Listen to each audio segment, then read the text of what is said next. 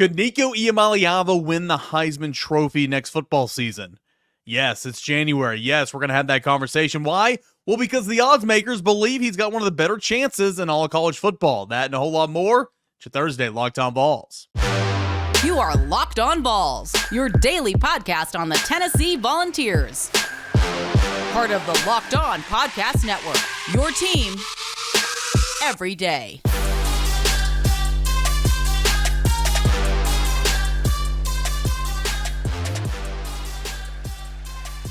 Good Thursday morning, everybody. Welcome to Locked On Vols. I am Eric Kane. Appreciate you guys for being here, making Locked On Vols your first listen.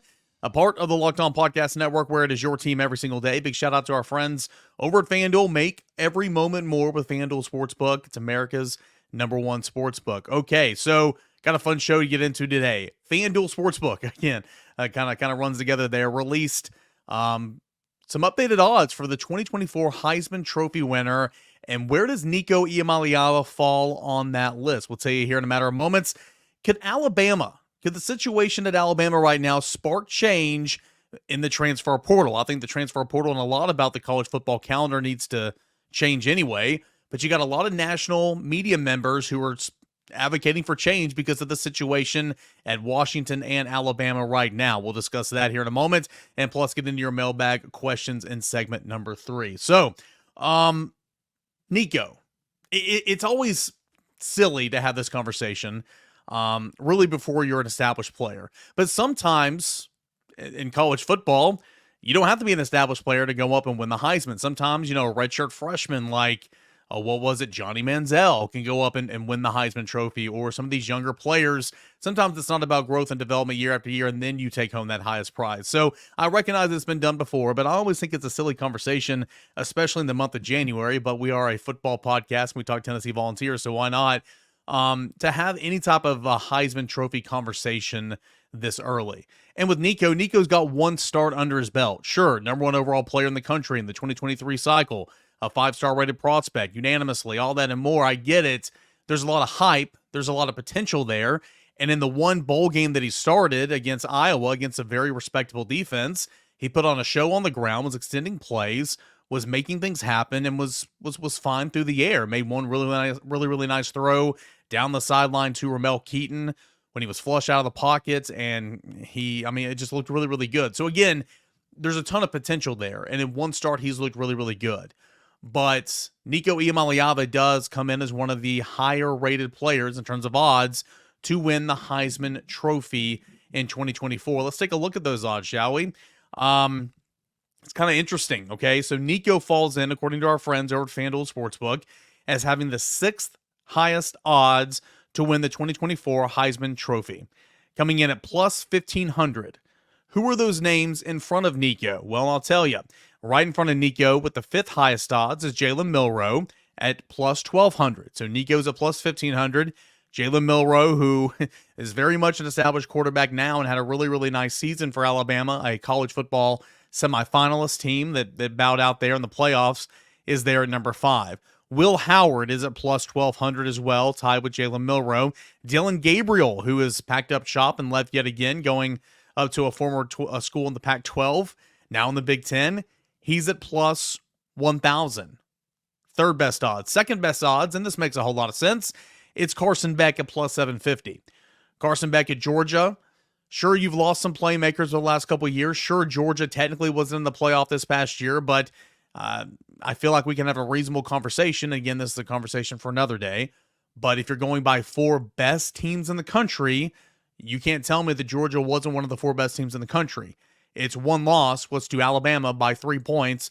It was a college football playoff semifinalist team. So anyway, again, this is a Vols podcast. I'm just saying it makes sense that Carson Beck's going to have those high odds because Georgia is going to be a solid football team next year. And that's just a result of good recruiting on top of good recruiting on top of good recruiting. And Kirby Smart obviously is, won 2 championships, done a really, really nice job at Georgia. So Carson Beck with some toys to play with coming off a really fine season is going to have a chance. And he, again, his team's going to win a lot of games. And so he's got the second best odds, or really tied for the first best odds with this next guy I'm going to mention. And then it's Quinn Ewers. Quinn Ewers electing to come back to school instead of going to the NFL draft with Texas, the Longhorns. Again, that's a college football playoff team this past year. Moving to the SEC, though, and it's not like Texas wasn't playing nobody, right? I mean, Texas was playing some decent competition, had a couple big games on that schedule, played Alabama this past year, beat Alabama this past year. But Quinn Ewers now is coming to the Southeastern Conference. And so you're going to be tested. Even the middle of the road teams are going to give you a fight every single Saturday. And some of the bottom dwellers will still make it a competition. Again, it just means more. That's what it is in the SEC. But Quinn Ewers and Carson Beck, according to the FanDuel Sports Book, tied for the best odds at plus 750 to win the Heisman Trophy next season. Dylan Gabriel at plus 1,000, Will Howard, Jalen Milroe at plus 1,200, and then there's Nico Iamaleava at plus 1,500. One does not look like the other, and of course that's Nico because Nico doesn't have a whole lot of experience. But man, what's that say? Is that more about hype? Is that more about the Nico effect in terms of everybody in their mother knows who Nico is, and everybody in their mother's known who Nico was and is for the past like 3 years? You know, really before he committed to Tennessee in March of 2022, he was one of the most popular quarterbacks in that quarterback heavy class, committed to Tennessee, and then of course has been at Tennessee, and now he's going to be the starting quarterback at Tennessee. So is that a whole lot of hype? I don't know. He's just the inexperienced guy of the group there. But that's some high praise on what FanDuel Sports Book. And again, you're not building mansions in the desert for nothing, right? You know, these books make a whole lot of money, and I think our friends over at FanDuel Sportsbook do a great job. But Nico is the 6th highest odds to win the Heisman Trophy. That's saying something. Right behind Nico at 7 is Garrett Nussmeier, who has seen a little bit of PT over the last couple of years. He's been the backup quarterback, but he has been pressed into action and done some things over at LSU. He's at plus 1,800. Jackson Arnold, who's going to be the starting quarterback, former 5-star starting quarterback at Oklahoma, who will face Tennessee in week 2. He's at plus 1,800. Jackson Dart of Ole Miss is at plus 1,800. You got Connor Wagman at plus 2,000. Riley Leonard at plus 2,000. Cameron Ward at plus 2,000. DJ Younglele, golly, man, he's been all over the map, right? Feels like forever ago when he was at Clemson. Plus 2,500. Cade Klubnik, who took a spot, is at plus 3,000. Brady Cook at Missouri is at plus 3,000. Some notables here. Shadur Sanders is at plus 4,000. Will Rogers, again, he's been in college since the Reagan administration. That's my favorite my favorite reference there. He's at plus 5,000. Avery Johnson's at plus 5,000. Cam Rising, who's been in college for a decade plus, is at 5,000. Trevor Etienne, who is a running back now at Georgia, is at plus 6,000. Dante Moore's down there plus 7,500. Okay. Travis Hunter's at plus 7,500. Max Johnson, who's now at North Carolina, is at plus 10,000. Luther Burden, wide receiver, Missouri, is at 10,000. KJ Jefferson, who's now at UCF, plus 10,000. Evan Stewart, plus 10,000. Quinshawn Judkins, who's now at Ohio State, plus 1,200 or 12,000. AJ Swan, who is not projected to be a starting quarterback anywhere, right? He's a plus 12,000. I mean, the list goes on and on. Brock Vandergriff, who's now at Kentucky's at plus 12,000. Grayson McCall, who's now at NC State, will be squaring off against Tennessee in week 2. That Oklahoma game's, I guess, is week 4. Oklahoma is the first SEC game, and I think that's week 4 of the season. Well, you know what? I've got it right here. Just 1 second. If you're watching on YouTube, we will pull it up and look together. So Oklahoma September the 21st. NC State is September the 2nd, that neutral site game. NC State is technically week 2. Oklahoma is technically week 4. But nonetheless, Grayson McCall at NC State. Ty Simpson at Alabama, who is not going to be the starting quarterback. He's at plus 15,000. Again, I mean, the list goes on and on. But a high praise for Nico Iamaleava. And again, silly conversation right now, in my opinion, because you're in January. Silly conversation because Nico has 1 start under his belt. But again, you don't build mansions in the deserts over nothing. And so a lot of these Heisman favorites in terms of the odds makers are because they're going to be on winning football teams. What's that say about Tennessee? Tennessee going to win 9 games next year? Can Tennessee get back to double-digit wins in the regular season? We will see. But if Nico Iamaleava is truly in the Heisman conversation, or even on that echelon, even in the conversation to be in the top 5-6 players in the country, you know Tennessee football has had a good season. Look at Hendon Hooker. Should have been a Heisman finalist in 2022. He was in that conversation all year long. Look at Tennessee, 10-2 regular season, 11-2 overall. So I think that is something really, really cool that we can all look forward to. All right, when we come back, is Alabama sparking a change via the transfer portal? That and a whole lot more is coming up next right here on Locked On Vols. Passion, drive, patience. What brings home the winning trophy is also what keeps your ride or die alive. eBay Motors has everything you need to maintain your vehicle and leveled up to peak performance, from superchargers, roof racks, exhaust kits, LED headlights, and a whole lot more. Whether you're into speed, power, or style, eBay Motors has got you covered. With over 122 million parts for your number one ride or die, you'll always find exactly what you're looking for.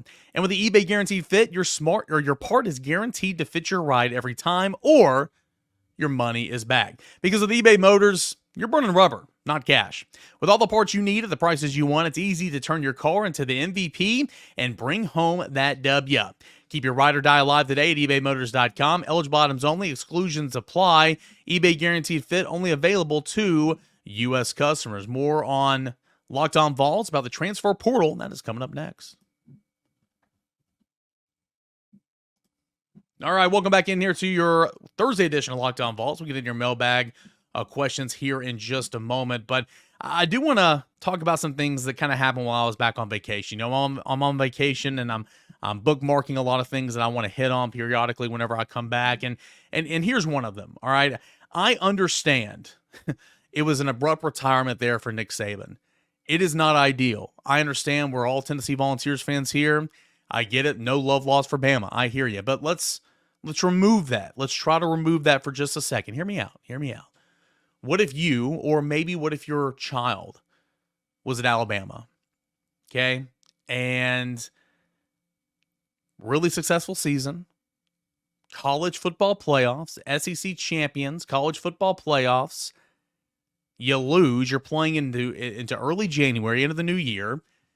And then understandably, sooner or later, we all got to quit what we're doing, right? I mean, sooner or later, we can't work until the day we die. Nick Saban, who's arguably the greatest coach to ever live, retires. He deserves to go out whenever he wants to go out. But it puts your team in a bind. It truly does, because that window is already open for the transfer portal. All, the best players have already seen their destinations and all that type of stuff. Okay, it's technically closed now when your coach leaves. So this is the case for Alabama, Washington, because Kellen DeBoer comes to Alabama, for Arizona and a couple other programs that have had recent coaching changes. That window opens for 30 days. It's entirely too long. It's that 30 days is not enough. But my point is, it's tough. So like, these players can leave for sure, but if you're Alabama, how are you going to replenish your roster? If you're Alabama, if you're Washington, all the best players in the transfer portal have already found a home. Why? Well, because the portal's already been shut. It was open on December the 4th. It's already been shut. And you're about to start the spring semester. You're early enrollee, get into classes, all that type of stuff. I mean, hay's in the barn. So I hear you. I'm going to talk out of both sides of my mouth here. I hear you in terms of no love loss. I get it. But can we all agree that that is not a very great situation to be in? It's not. And Alabama, to no fault of its own, right? It had a successful season. Washington, too, had a successful season, won a conference championship game, went to the college football playoffs, and then here you are. One coach retires, one coach leaves that contender, comes to Alabama, and you're kind of in a pickle. So it's not a very good situation to be in my opinion. So, but here's what I want to comment on. Josh Newberg, colleague of mine, over at On3. He's a national, does a national show, does a lot of recruiting, does a great job. I don't know Josh personally, but obviously VolQuest.com is a Tennessee affiliate of On3. So, we work under the same umbrella. I think he does great work, but he did have something that I bookmarked because I disagree with it. He says, transfer portal needs to be fixed. This situation with Alabama will cause change. Bama is penalized because they made the playoffs and Nick Saban retired afterwards. The last team to make the change gets shafted in the portal. There's simply no players left in the portal to recruit. Top available players are the ones hitting the portal from Alabama. If Saban retired on December the 1st, this wouldn't be happening. Needs to be fixed. Okay, I mean, I a lot of the reasons he laid out is reasons I kind of laid out moments before and all that. But my point is Alabama going to spark this change? It shouldn't be just because Alabama, okay? let's remember, and this is going to bring me to another thing that I bookmarked from Barrett Sallee of CBS Sports. I think Barrett Sallee does a good job. Talked to him on radio many, many times whenever I was at 99.1 The Sports Animal. But here's what he had to say, okay? This is last week in a tweet. The mass exodus of Alabama is concerning in the short term, but it isn't a sign of things to come in our sport. The best coach of all time retired on January the 10th. A lot of players have historically signed with Alabama to play with the best coach of all time. It's an unfortunate series of events that we are not going to repeat themselves very often. With that being said, the college football calendar needs to be changed. It's not fair to coaches and players. Eliminate the early signing period, but allow players to enroll like in the past. Shorten the early transfer portal window to 1 week and shorten the 30-day transfer portal window for allowing coaching change during the winter. So I agree with Barrett in this. Alabama, the situation there shouldn't spark the change, okay? But a change needs to happen. Change needs to happen because, if we talked about so many times, the month of December is just chaos. You are going and finishing your season.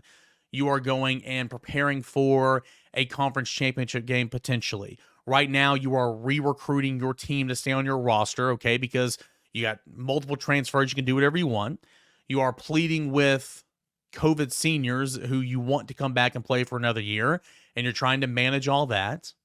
You are trying to finish off your early signing period class by bringing in, last minute visitors there in the month of December before early National Signing Day. And two more things. The transfer portal window is open, and you've got to be bringing in guys and showing them your campus and your facilities and everything that you have to offer, because if you're not, you're getting left behind. And on top of all that, these kids who are still in school, Todd Helton said it the other day at his Hall of Fame press conference after he was announced a member of the 2024 class. I mean, you got to try school at least. I mean, you got to go to class, right? I mean, we make jokes about it all the time, but I mean, they still have to go to class and take tests, and that's when finals are. It's a tough situation, so there needs to be a change, 100%. There needs to be a fix to the college football calendar. My biggest thing that I've been saying, and members everydayers, hashtag here on Locked On Vols, you guys know this, the early National Signing Day needs to get gone, okay? Either, as Barrett says, go back to February, make that a holiday again, but still allow those early enrollees to come in and take part in your spring semester. Or what I would like to see is early National Signing Day be August the 1st or August the 2nd. Because August the 1st, because June is such a huge month of official visitors. And these prospects are lining up school after school after school. Sometimes they're gone every weekend of the month of June. They'll have 4 or 5 visits, and then they're going to shut things down. Think about it in August, and then commit sometime in August or before their senior season. That's kind of, if you are a big-time college prospect, it's not definite. I mean, David Hobbs and Arian Carter, Tennessee got those late. James Pierce, Tennessee got him late. But for the most part, if you are a blue chip prospect, that's kind of the timeline you're following. Not everybody's different, I get it, but that's pretty much the timeline you're following. They also open things back up the last week or the last couple of days of July to get in those last minute visitors there in summer before shutting things down again. So why not move the early National Signing Day to the 1st of August? And if you have a coaching change, allow them to get out of their national letter of intent. That's how I would handle it. So regardless about what Barrett Sallee says or what Josh Newberg says about the Alabama situation, what's happening in Alabama right now, it sucks for those players, but it happened at Tennessee just a couple years ago. Different situations, right? Tennessee was unceremoniously firing a head coach for cause, okay? Coming off a 3-7 season, right in the middle of the COVID fiasco of a football season, okay, right after that. And Tennessee had 35 players start to the portal, okay? It was unfortunate. It was late. It was not ideal. And I remember everybody laughing at Tennessee, and I remember everybody poking fun at Tennessee, and I remember that being a huge story because it was a huge story, but I don't remember, and I could be wrong here, and I'm not trying to just have orange shaded sunglasses here, but I don't remember a lot of national presence on talking about the program here right now, like, oh, that's tough. How's Tennessee going to replenish its roster? How is Tennessee going to do all this because it's lost 30-plus players? It's lost, countless starters and all that. I don't remember the outrage there, but it might be because it's a different situation. That was a dark time for Tennessee, whereas Alabama or whereas Washington did no wrong, right? You were a good football team. You won a lot of games. And then arguably the greatest coach of all time retires on his terms, which he's allowed to do that. Okay. But, if I'm a player in that locker room, that kind of sucks, right? If I'm at Washington and I just had a heck of a year and I went to the college football playoffs and I did everything I was supposed to do, and then my coach leaves to take over Alabama, it stinks, right? I saw something as well. I bookmarked a tweet. I think this is from Brandon Marcello. Only two, and I bookmarked this a week ago, so it could have changed by now, but only 2 starters from Washington's national runner-up team are currently set to return next year. Yeah, Washington, the team that played for a national championship, only 2 starters. 2 starters are set to return. The transfer portal, NFL draft, graduation has claimed all 11 starters on offense and 29 players on the offensive and defensive 2 deep. That's incredible. So, sure, it's not ideal what's happening at Alabama or Washington. Here on the Tennessee podcast, welcome to reality, right? Welcome to reality. If you are looking at an Alabama fan or Alabama football, I get it. My point is, change does need to happen, but not because of that situation. Change needs to happen because the month of December is wild. Change needs to happen because you are losing more and more college football coaches to the NFL. They don't want to deal with all this crap. They want to coach football. That's what they were called and what they want to do. That's why they got in this profession. They don't want to play GM. They didn't want to play middleman and deciding, allocations of money and funds and all that type of stuff when coming to name, image, and likeness. They didn't want to have to re-recruit players they've already recruited once to their roster. You're going to lose good coaches. You're going to lose good coaches. And, Jim Harbaugh, we'll see what he does in Michigan. And he's not a choir boy. He didn't play all by the rules and everything. But look at that dude. He wants to coach football. He wants to deal with all this crap. He's going to go to the NFL. He's already proven that he's a winning coach anywhere he wants to coach at 2 different stops or 3 different stops at the college level. Super Bowl appearance with the 49ers. You're going to lose good coaches. So that is why there needs to be change to the calendar. Not because of what's happened in Alabama, not because of what's happened to Washington, not because of what happened at Tennessee a couple years ago. Fact of the matter is, it's drunk right now. It's absolutely drunk. But from an entertainment perspective, and that's what we're all in this for, we're football fans, but we love entertainment. It couldn't be better. Hope all that made sense. I was kind of spitballing a little bit. I really, really do hope that made sense. I don't know. National media members, everybody's entitled to their own opinion. I just had a lot of my opinions right there. But where was the outcry a couple years ago with what was going on at Tennessee? I don't know. Hey, when we come back, your mailbag questions, that and a whole lot more is coming up next right here on Locked On Vols.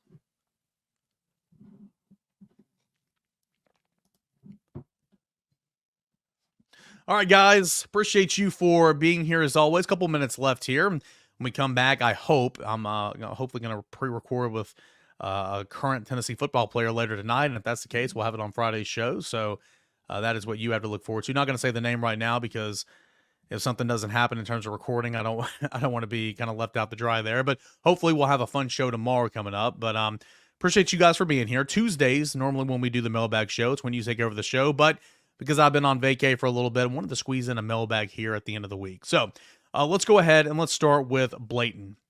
Blayton says, with Tennessee getting more higher-ranked, high-profile recruits, such as Jordan Ross, Mike Matthews, etc., the coach is going to feel pressure to let those guys get playing time early or risk losing to the portal if they're unhappy. Yeah, good question, man. We talk about it a lot over VolQuest. There's got to be a fine line, okay? There's never been more player empowerment, and I'm for a lot of the player empowerment. I am. There's a lot of what's happening right now that I agree with. I do believe, though there's no structure, and though there were decades upon decades to put some guardrails up, and the NCAA didn't, and now the NCAA's mad. It's a bit out of control, but I do believe that players deserve the right to earn profits off their name, image, and likeness. I do. You know why? Because the University of Tennessee makes millions and millions and millions and millions and millions and millions and millions and millions and millions of dollars every year, and millions on top of that. A large portion of that is because of the football team, and that's anywhere in the country. And so the football team keeps the lights on for the track and field team, for the swim team, for the row, for the club sports, pick your poison, right? Football makes money, men's basketball makes money. I think Lady Vols or women's basketball for most schools can break even or make a little bit of money. But the majority of your varsity sports don't make no money, okay? And so these players who go out there and play the game that they love for our entertainment, they deserve to make some money. Anyway, that was a mini spat on my part. But my point is, I think that there's a line there. You still have to be a coachable player. Okay, you still have to follow direction. And as when you're a coach, there's got to be that line where, sure, you need to pay attention to the reality that is the transfer portal. You don't want to lose those players that you just recruited to your roster. But also, you want to go win some football games. You don't need to cave in and just play a player just not to lose them. Perfect example. And I've said this many, many times, hashtag everydayers. You've heard me many, many times. There were certain situations where Nico should have been playing last year. There are certain situations where Ricky Gibson, Jordan Matthews, where Ethan Davis, where Sham Umarov should have been playing last year. Win and blow out games, one way or the other. The fact that Joe Milton was still playing quarterback in a 38-7 game in the fourth quarter at Missouri was, what was the point? I mean, just little things like that. That's when you get these players in there. But run them out there on the second series of an SEC game just to get them a little PT to keep them happy, I don't agree with that. But blatant to your point, as a coach, you're not just coaching anymore. It's the reality of it. You are CEO with a little bit of coaching. And so that's something you got to be thinking about. Great question, Blayton. Jared wants to know, just curious, what in the world's up with Zane Denton? This is a baseball question. Why has he not been with the team all year this year, assumingly? Is this a serious situation? Is he okay? Yada, yada. Yeah, I mean, you guys know, and if you follow my work at volquest.com, I've mentioned several times, Zane Denton's going through some things, working through some things, and that's kind of how Tony Vitello summarized it back in the fall. He was not with the team at all in the fall. He, to my knowledge, at least right now, he's not with the team. There's a chance he can come back. The door's open for him if he wants to come back. He announced that he was going to come back after going undrafted late last summer, but he's working through some things. He's okay. It's all good on all sides. It said Tony Vitello on the Sports Animal Wednesday morning. So we'll see what happens. Fact of the matter is they start official in-season practices tomorrow, and opening day is less than 3 weeks away. So, rubber's going to meet the road here. Like, there's got to be a decision made one way or the other. And, we're going to meet with Tony Vitello later today in a press conference later this morning. If nobody else asks it, if I can get my question first, I'm going to ask about the availability of Zane Denton. So we're going to continue to check. But what I've been told is doors open. They would welcome him back with open arms. But in my camp, I'm not going to believe that he's going to be back until I see him back, because he's certainly not been with the team for quite some time. So we will see what happens. Tennessee is carrying on as if they won't have him. But of course, would love to have a guy that led the team in RBI last year back on the roster. Let's go to, got two more here. Let's go to Braden. Braden said, what is the best place in Knoxville to watch Tennessee sports? Good question. There's a lot of great places around. One of my favorite places to watch Tennessee sports or sports in general, me and some buddies of mine, when I'm out of rivalry Thursday season. So really I only get, the month of December. No, I get the month of November, because we do those games on Friday for playoff Friday. So in November, December, and January, every Thursday, we go out and grab some beers and we watch Thursday Night Football. And Yeehaw Brewery down in the Old City, down in the Happy Holler, used to be Elkmont, good place, really, really good place. I like Tommy Trent's in Market Square. Old City Sports Bar was where we first started meeting up a couple years ago in the Old City. That's a good place. But those are pretty much my hangouts to watch some sports. Who is your favorite player on the football team to interview? Good question. I thought, like in a media setting, I always thought that Amari Thomas is good. Bryson Easton's gotten really, really good. Jared Dickey, the baseball player, was phenomenal. On that same note, Kirby Cannell is phenomenal. Trying to think. A lot of these players that get interviewed all the time, they're kind of boring. I'll tell you somebody who's really good in front of a microphone. Cooper Mays is really good. Dylan Sampson's really good. Those are some that kind of jump out to me right now. Juwan Jennings was a great quote when he was here, obviously. He was a really, really good quote. Trey Smith was really good. Those are a few that just kind of jump out to me right now. The last question I'm going to get to, and this is from Garrett. A really, really good question that maybe we can spend more time on in shows to come. Who is one name that many that many people are talking, who is one name that not many people are talking about to watch for each position group going into 2024? So we talk about these position groups and everything. Who's a name that we're not talking about a lot that I think could play a big factor or could be a nice weapon for Tennessee in 2024? All right, let's play this game. Quarterback, well, we talk Nico ad nauseum, so let's go Jake Merklinger, okay, because he's going to be your backup quarterback probably. Jake Merklinger at quarterback. Running back, talk about Dylan Sampson and Cam Seldon all the time. Give me Peyton Lewis because I think he's going to be the third back in that rotation. Khalifa Keith and Deshaun Bishop are a part of that as well. But give me Peyton Lewis, okay? He's he'll be an early enrollee. He is an early enrollee. Let's go to tight end. I guess it's got to be Miles Kitzelman because the transfer from Alabama because he's probably going to be that third guy in line. I don't think Emmanuel Koye is ready to go. And that room's just kind of depleted right now with Ethan Davis and Holden Stays out there. So give me Miles Kitzelman, who did not play a factor hardly at all at the tight end position for Alabama, but the numbers are thin there. Offensive line, Dane Davis, we talk about a lot, but I love his versatility. He's likely not going to be a starter, but at least at tackle. But you love the versatility there. I think a young guy that we don't talk about a lot is going to be Vyson Lang, maybe your center of the future. Bennett Warren, who's not going to be an early enrollee, I think is going to be a good player. I think Aiden Bussell, who we never talk about. Aiden Bussell, big spring for him, but I mean, he's been repping a tackle, a guard. He looks the part, in-state prospect class of 2023. I don't think he'll play a factor this year, but Aiden Bussell is a guy that I like in that room. That's at O-line. Wide receiver, give me Chaz Nimrod. We talk about all these wide receivers all the time. Bruceback, Squirrel White, Dante Thornton, Chris Brazel, even the freshmen, Mike Matthews, the 5-star, Braylon Staley, of course, Caleb Webb's in there, but Chaz Nimrod, I thought he did. Is he explosive as some of these other guys? No, but I thought he held his own. I did. And at least he's a guy that Tennessee can count on if needed.